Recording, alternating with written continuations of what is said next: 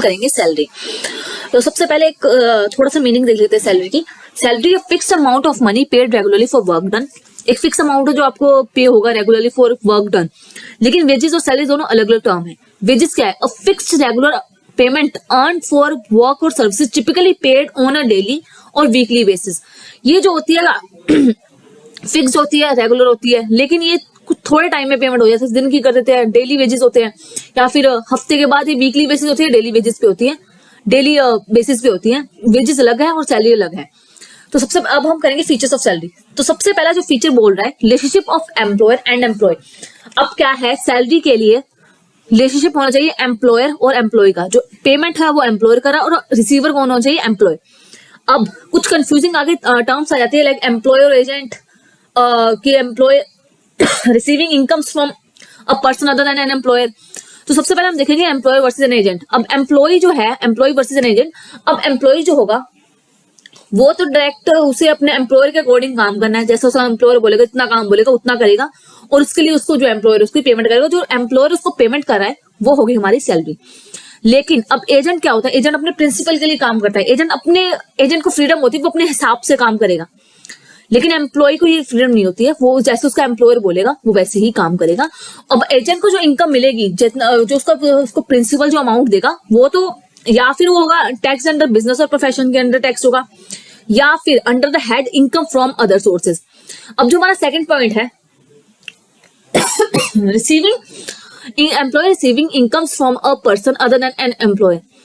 अब क्या है, एम्प्लॉय जो है कोई काम कर रहा है और उसे एम्प्लॉयर पेमेंट कर रहा है, लेकिन क्या होता है कई बार कोई किसी और के लिए, वही एम्प्लॉय किसी और के लिए काम कर रहा है, अदर पर्सन जो कि उसका एम्प्लॉयर नहीं है, लेकिन अदर पर्सन के लिए इसीलिए काम कर रहा है वो, जिसका एम्प्लॉयर नहीं है एम्प्लॉय का। तो जो पर्सन से उसे इनकम मिलेगी, जितना भी उसे पेमेंट करेगा वो पर्सन, तो एम्प्लॉय की वो इनकम टैक्स होगी under income from other sources. Next जो हमारा पॉइंट है वो ये है, employer receiving income from the employer for the services other than normal course of the employment. अब एम्प्लॉयमेंट जिसके लिए एम्प्लॉय को हायर किया गया है, अगर एम्प्लॉयर उससे कुछ और काम करवा रहा है, जो एम्प्लॉय जिसके काम के लिए हायर किया गया है लेकिन उससे कोई और काम करवा रहा है, तो जो एम्प्लॉयर उसको पेमेंट करेगा वो भी टैक्स होगा under income from other sources. वो सैलरी नहीं माना जाएगा, वो मानी जाएगी आपकी income from other sources. Employee relationship versus professional relationship.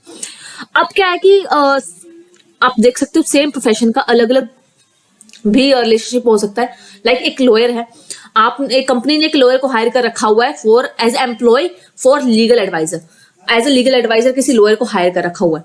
अब वही कंपनी किसी और लॉयर से अपना कोई केस है वो सॉल्व करवाती है,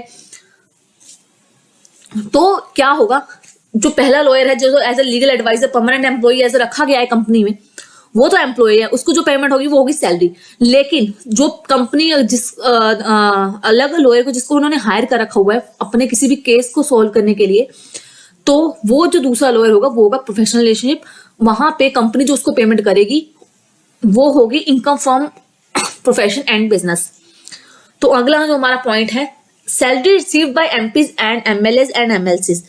जो भी सैलरी एमपी एमएलए एमएलसी को मिल रही है वो इनकम फ्रॉम सैलरी के अंडर टैक्स नहीं होगा, वो टैक्सेबल होगी under the head income from other sources. क्योंकि जो एमपी और एमएलए ये सब होते हैं गवर्नमेंट के एम्प्लॉय नहीं होते, ये इलेक्टेड पब्लिक रिप्रेजेंटेटिव्स होते हैं। तो जो भी इनको पेमेंट होगी वो इनकी सैलरी नहीं होगी, वो होगी इनकम फ्रॉम अदर सोर्सेज। है ग्रेटिट्यूड सैलरी। अगर आपका एम्प्लॉयर आपको कैश की बजाय किसी गिफ्ट के तौर पे आप कुछ भी ऐसा पेमेंट कर रहा है तो उसको भी एज सैलरी ही काउंट किया जाएगा। जब आपको एम्प्लॉयर से कुछ भी मिल रहा है तो वो सैलरी में ही काउंटेबल होगा। आगे क्या है, डीएनएस पे। इसे हम महंगाई भत्ता ही बोलते हैं। DNS allowance that enters into the service is called DNS पे। जितना डीएनएस अलाउंस आपको सर्विस में मिल रहा है उसको हम डीएनएस पे बोलते हैं। During service it is considered as a part of salary. जब तक एज इन अ सर्विस जब डीएनएस पे आपका एंटर हो जाएगा, डीएनएस अलाउंस जब एंटर हो जाएगा ड्यूरिंग सर्विस तो उसको डीएनएस पे बोलते हैं, और ये भी टैक्स होता है अंडर द हेड सैलरी। अब क्या definition of salary? Salary is the remuneration received by or accruing to an individual periodically for a service rendered as a result of an express or implied contract.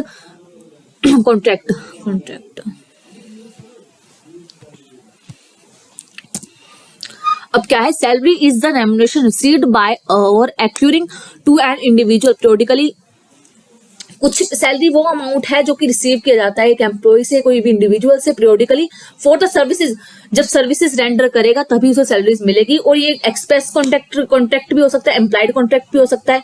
ये business law में express or implied contract हमने कर रखे हैं। Salary under section 15। अब under section 15 salary क्या है? Any salary due from an employer or a former employer to an assessee in the previous year or not. अब क्या है? Current salary, advance salary received, salary received as an arrear. आपको current salary है, आपकी advance salary है। आप current salary क्या है? जहां पे अभी आप काम कर रहे हो, प्रेजेंटली आपको जो एम्प्लॉयर आपको पेमेंट कर रहा है। एडवांस सैलरी क्या है कि आपने उनके लिए भी काम नहीं किया, लेकिन आपको उसी में ही आप प्रीवियस ईयर में उसने आपको सैलरी दे दी है। और जो हमारा नेक्स्ट है, आपको पहले कहीं काम करके आ चुके हैं लेकिन वहां से अभी आपको सैलरी नहीं मिली है, तो वो अमाउंट आपको अभी मिल रहा है। तो ये तीनों करंट, एडवांस और सैलरी रिसीव्ड एज एरियर, ये तीनों अंडर हेड सैलरी के टैक्सेबल होंगे। अब under section 17 subsection 1 wages, any annuity, any pension, any gratuity, any fees, commission, perquisites, any amount received as an advance salary, any amount received by an employee in respect of any period or leave not availed by him। ये जो सब जितना भी ये होगा, ये सारी हमारी सैलरी के अंदर काउंटेबल होगी। कोई वेजेस आपको मिल रहे हैं, कोई एन्युटी मिल रही है, कोई पेंशन आपको मिल रही है, कोई ग्रेचुटी मिल रही है अंडर सेक्शन 17(1), कुछ भी आप, जहां हमने पहले भी सैलरी का स्ट्रक्चर यहाँ पे देख लिया था, basic salary, allowances, perquisites, profit and loss of salary. तो कुछ भी अमाउंट आपको आपके एम्प्लॉयर के द्वारा दिया जा रहा है वो एज ए सैलरी ही काउंटेबल होगा। जिस कॉन्ट्रैक्ट के लिए आप हैं उसमें आपको कोई भी एम्प्लॉयर आपको अमाउंट दे रहा है, इट में भी मंथली बेसिस, इट में भी वीकली बेसिस, तो कोई भी आपको पेंशन दे रही है, कोई ग्रेचुटी दे रहा है, कोई फीस, कोई कमीशन, कुछ भी है आपको मिल रहा है, आपको अपने फ्यूचर एम्प्लॉयर से आपको पेमेंट आई है, तो या फिर आपको कोई एडवांस में आपको सैलरी रिसीव कर ली है, तो वो सारा आपका under head section 17(1) under head salary taxable होगा। नेक्स्ट वीडियो में हम अलाउंसेस देखेंगे। तो ये सैलरी का एंड है, यहाँ पे सैलरी इतना ही है, आगे अलाउंसेस, उसके बाद परक्विसाइट्स, उसके बाद प्रोविडेंट फंड। तो ये चैप्टर थोड़ा लंबा है।